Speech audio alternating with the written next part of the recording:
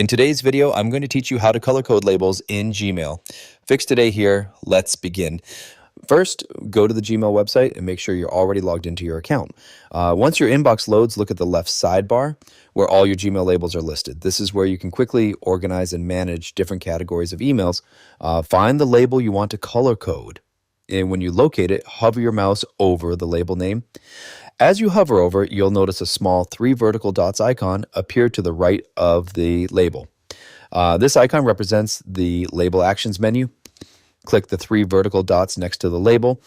A drop-down menu will appear with several options for managing that label. From the list, select Label Color. Once you click Label Color, a color palette will appear on the screen.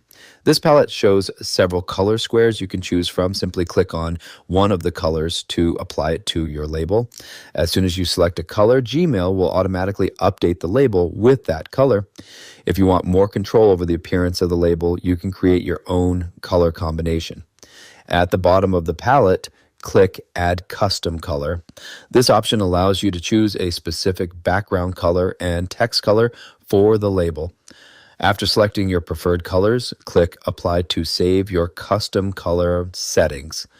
Once applied, the label will immediately update with your selected color.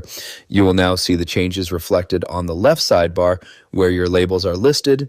The label you modified will display with its new color, making it easier to visually identify and organize your emails. If you want to color code more labels, simply repeat the same process. Hover over another label, click the 3 dots, choose Label Color, and select a color from the palette or create a custom one. That's it for this tutorial. If you have any questions or suggestions, feel free to leave a comment down below. If you'd like to see more videos like this, the subscribe button is free and helps support the channel so I can keep making helpful tutorials for you. I'll see you in the next video.